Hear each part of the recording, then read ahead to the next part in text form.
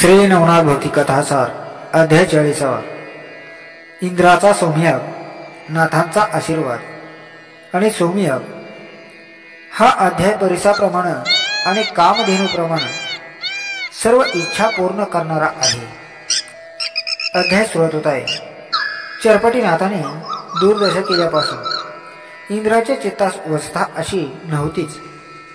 आपल्यासारख्या बलाढ्य देवराजाला एका जतीने मोहरम करावे हे शैल्य जिव्हारी लागले होते।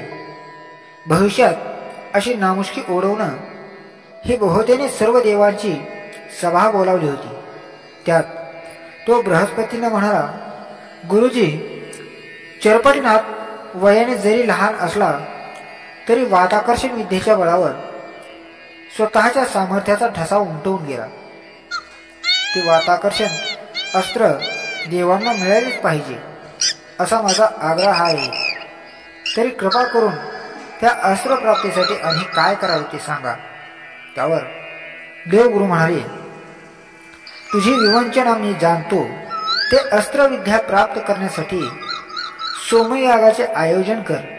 त्यानिमित्तानं नाथांना येथे बोलावून घे, त्यांची सेवा करून त्यांना प्रसन्न करून घे, त्यांना गोड बोलून ही विद्या मिळव।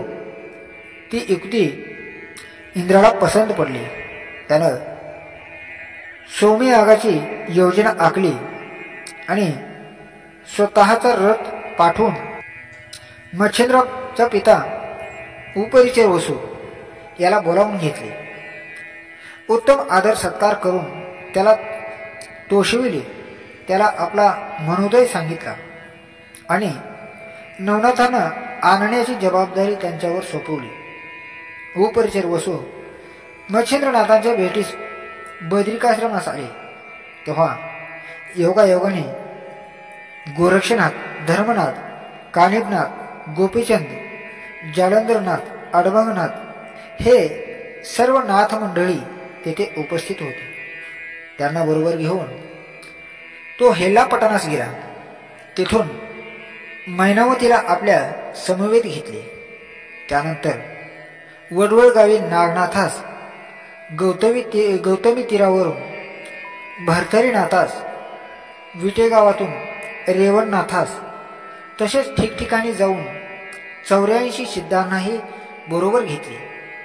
ते सर्व मंडळी स्वर्गात आले तेव्हा इंद्राने त्याचे स्वागत केले, त्यांची उत्तम व्यवस्था ठेवली।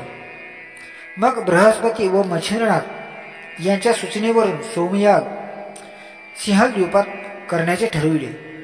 तेथे मैनाकिनींना व मीननाथ होते।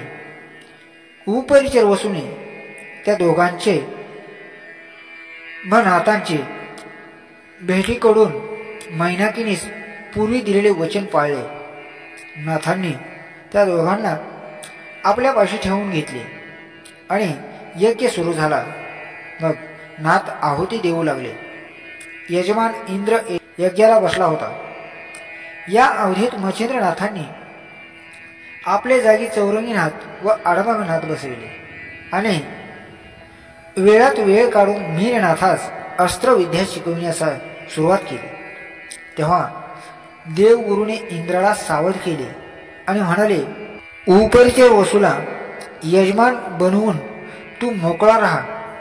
त्यांच्या सूचनेचा रोग जाणून इंद्राने आपल्या हातातले कंकण उपरिचर वसूच्या हाती बांधून त्याला यजमान केले आणि यज्ञ कार्यात जातीने लक्ष देऊन नाथांची सर्व परीत सेवा करू लागला।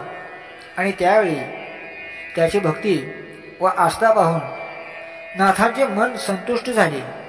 एकीकडे मच्छिंद्रनाथ मीननाथांकडून विद्याभ्यास करून घेत असताना इंद्राने ते एकांत स्थान पाहिले आणि मोराचे रूप घेऊन तेथीलच एका झाडावर जाऊन बसला। मग मच्छिंद्रनाथांनी मीननाथास वाताकर्षण व वातप्रेरक अस्त्र शिकवले। तेव्हा इंद्राने ते प्रयोग नीट लक्षात ठेवला आणि वर्षभर चाललेल्या ह्या यज्ञकर्मात मग इंद्राने आपला अभ्यास संपवला।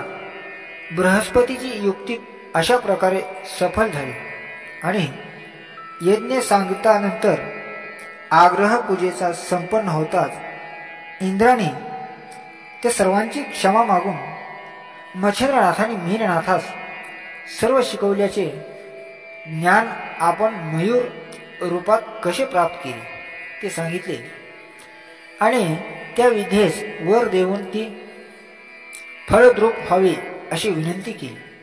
तेव्हा संतापलेल्या नाथांनी त्या प्रमादाला दंड म्हणून कपटाने ती हस्तगत केलेली ती विद्या कधीही फलद्रूप होणार नाही असे त्याला शाप दिला.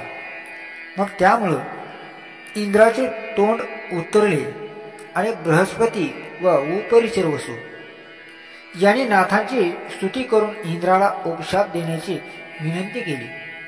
तेव्हा ते म्हणाले, इंद्राने 12 वर्षे घोर तपश्चर्या केली आणि कोणीही नाथपंथ्यांना त्रास दिला नाही तरच ही विद्या सफल होऊ इंद्राला हायसे वाटले. त्याने सर्व नाथांना वंदन केले. म्हणून नाथपंथावर देवाची कृपा आहे, त्यांना दैवी कृपा आहे. सोमयागाची सांगता झाल्यावर त्या सर्व नाथजतींनी उपस्थितीचा निरोप घेतला. मच्छिंद्रनाथांनी मीननाथाला आपल्या बरोबर घेतले. मैनाकिनीस वाईट वाटत होते, पण त्याने स्वतःला आवरले आणि नाथांनी मैनाकिनीस व हेलापटानास पाठविले आणि ती सर्वजण पुरुष ती सर्व तीर्थयात्रा करीत हिंडू लागले. मग इंद्राने सह्याद्री पर्वतावर 12 वर्षे घोर तप केले. तेव्हा मंत्र प्रयोगाच्या वेळी तो जे पाणी सोडित असे त्याचाच पुढे प्रवाह तयार झाला आणि तो पुढे भीमरथीस मिळाला. इंद्राने स्वर्गातून येताना कमंडलूतून मणिकर्णिकेचे पाणी आणले होते. त्याच्याच हाताने मार्जन झाले म्हणून त्या नदीला इंद्रायणी असे नाव पडले. आणि तप पूर्ण होताच इंद्र स्वस्थानी गेला. तीर्थयात्रा करणारे नाथ शके 1710 पर्यंत प्रगट रूपात वावरले. मग मात्र आपापल्या स्थानी गुप्त राहिले. कानिपनाथ व मच्छिंद्रनाथ यांनी जवळजवळ वास्तव्य केले. जालंधरनाथ व गहिनीनाथ हे जानपीर व गैवीपीर या नावाने गुप्त रूपात राहिले. नागनाथ वडवाळ गावी तर रेवणनाथ विठे गावी राहिला. भरतरीनाथ पाताळात, मीननाथ स्वर्गात, गोपीचंद, धर्मनाथ व मैनाकिनी वैकुंठात तर गोरक्षनाथ गिरनार क्षेत्री दत्ताश्रमात राहिले. चरपटीनाथ, चौरंगीनाथ व अडमंगनाथ आजही गुप्त रूपाने तीर्थयात्रा करीत आहेत. पुढील काळात नाथ कृपेने जे 84 सिद्ध निर्माण झाले त्यांनी नाथपंथाचा प्रचार प्रसार करून तो भरभराटीस आणला.